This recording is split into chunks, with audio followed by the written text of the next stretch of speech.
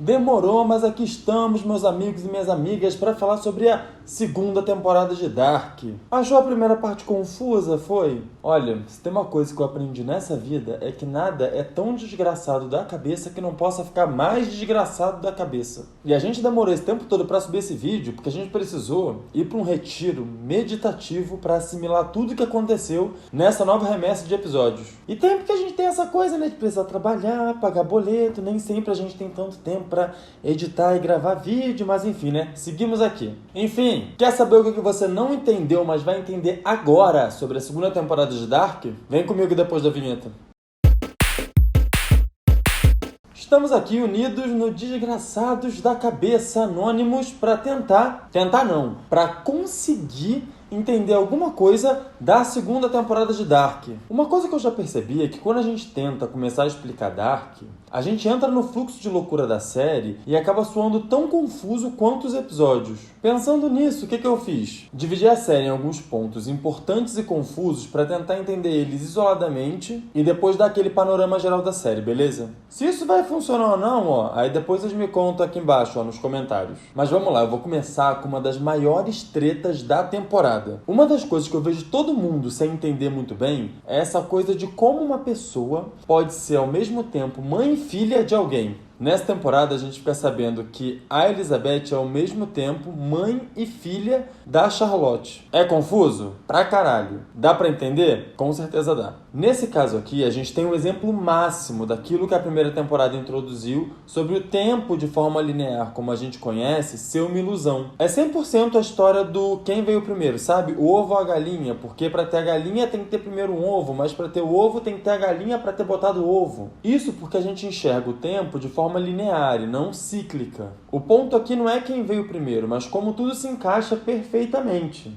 Charlotte tem uma filha, a filha é levada ao passado, tem Charlotte tem uma filha, a filha é levada ao passado, tem Charlotte. Vocês conseguem entender como esse ciclo não tem necessariamente início ou fim? Qualquer parte dele pode ser o começo ou o final, porque ele é cíclico. Não existe essa lógica de conceito final dentro desse caso. E essa é uma das premissas bases da série, que é desconstruir essa lógica do tempo como uma coisa com início, meio e fim. A linearidade do tempo. A gente não aprendeu lá na primeira temporada, quando Ulrich vai preso, que isso já estava documentado no futuro antes dele ir pro passado? É difícil de entender, sim, mas eu confio em vocês. Tem outro exemplo que acontece nessa temporada, que eu vou dar agora, e que ilustra também muito bem isso. A gente vê a Cláudia, já velha, articulando toda a história da construção da máquina do tempo. Enterra ela no próprio quintal dela mesma, mais jovem, visita essa versão mais nova para plantar toda essa história e para construir essa obsessão nela mesma. Mas continuando, essa treta toda abre precedente para outro ponto importante, que é a divinização do tempo. Divinização é uma palavra? O Adam fala na segunda temporada, e a gente vai falar já um pouco mais do Adam, que Deus nada mais é que o tempo. Para entender o que isso significa dentro da série, a gente precisa entender algumas coisinhas de cultura popular. Você já ouviu alguém dizer que tal coisa aconteceu porque Deus quis assim? Ou que não adianta fugir do destino traçado por Deus? A série coloca essas coisas na prática, só que colocando o tempo no lugar desse conceito abstrato que a gente tem de Deus. Ou seja, o que ela fala é que não adianta tentar fugir do que está pré-estabelecido pela lógica do tempo. Tudo está amarrado e não adianta achar que é possível mudar o passado, o futuro ou qualquer coisa. Por conta do tempo, tudo vai acontecer como tem que acontecer e a gente não pode fazer nada em relação a isso. Uma coisa curiosa que Dark faz é ficar misturando, referências religiosas e científicas o tempo todo. Tratar um conceito físico como o grande Deus da série é uma parada que eu, pelo menos, acho genial. Principalmente quando a gente para pensar que, historicamente, a humanidade se ampara na religião sempre que precisa explicar alguma coisa que a gente não consegue explicar. E o papel da ciência é esse, tentar achar as respostas para tudo aquilo que a gente não tem resposta. Bem, já que eu citei o Adam, agora há pouco, vamos logo para um dos pontos mais loucos também dessa segunda temporada. Sem maiores rodeios, já que a função desse vídeo aqui é realmente explicar algumas coisas da segunda temporada, a gente pode partir já do princípio que todo mundo aqui sabe que o Jonas e o Adam são a mesma pessoa, certo? Ao contrário do que a gente está acostumado a lidar com a ideia de que quem você vai ser amanhã depende de quem você é hoje, Dark subverte essa lógica e adiciona mais uma linha nessa equação, dizendo que quem você é hoje depende de quem você é amanhã. E no caso do Jonas, isso é mais literal do que parece. A gente vê a Marta, que é o grande amor da vida do Jonas, sendo baleada na frente dele, sangrando ali, até morrer. Mas a coisa mais surpreendente da morte dela é que, tecnicamente, quem matou a Marta foi o Jonas, já que quem atira nela é o Adam. E por que ele faz isso? Ele diz que é a dor dessa perda que vai ser o catalisador para que o Jonas mais à frente faça o que precisa ser feito. O que o Adam diz é que ele vai levar essa dor pelo resto da vida, isso vai fazer dele uma pessoa mais fria emocionalmente falando, e então o Jonas vai poder finalmente se concentrar em trazer o fim do mundo para poder construir um novo. E isso esbarra em todo aquele papo que a gente vê na série sobre as pessoas serem escravas das próprias emoções, etc, né? Continuando com Jonas, depois de ver a segunda temporada inteira, a gente nem lembra, né, que o maior mistério deixado pela primeira temporada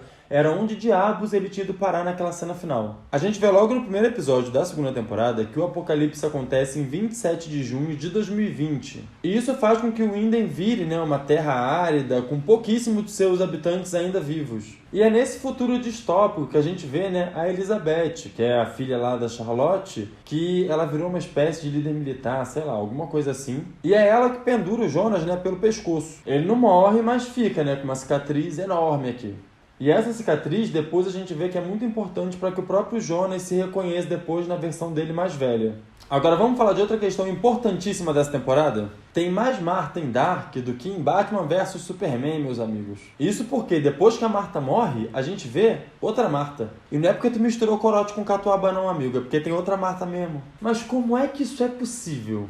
Porque viagem no tempo é pouco e Dark resolve que vai jogar outro conceito desse na nossa cara, o do multiverso. Tudo que a gente vê nas duas primeiras temporadas envolve um universo só, né? O tempo é cíclico, tá tudo acontecendo na mesma dimensão, certo? Pois bem, na hora que o Jonas tá lá lamentando a morte da menina que ele gosta, ele é visitado por uma outra Marta que logo de cara já explica que não veio de um tempo diferente, como ele já estava acostumado, né? Mas que veio de um mundo diferente. A gente vê então ela usando, né, uma espécie de máquina do tempo portátil e melhorada, e os dois vão para outro lugar. E essa é uma das grandes questões, né, para a terceira e última temporada de Dark. Para onde esses dois estão indo? Quantos universos existem? Por que diabos a Marta apareceu naquele momento específico e não em outro? E se essa é a chave para parar o Adam de alguma forma? E como isso pode acontecer, né, já que o Adam e o Jonas são a mesma pessoa? Obviamente tem muito mais coisa para a terceira parte dessa trilogia de explodir cabeça responder pra gente. Eu quero muito saber como diabos o Jonas vai virar o Adam. A segunda temporada já deixou muito claro, pelo menos pra mim, né, principalmente através do Noah e da Cláudia, que as relações e os personagens são muito menos maniqueístas do que a gente espera e que às vezes as coisas não são exatamente o que parecem. Eu já estou ansioso para ver o desfecho de uma das melhores séries já feitas pela Netflix e imagino que vocês também. Então, coloca aqui nos comentários o que você está esperando para a parte final de Dark. Diz se esse vídeo te ajudou. Diz se você quer outro vídeo falando sobre alguns outros pontos que eu não falei. Diz que pontos são esses, mas diz tudo aqui nos comentários. E não se esquece de se inscrever no canal, de assinar as notificações e de ficar sempre de olho, porque vai ter sempre muito vídeo massa por aqui. Então, até a próxima!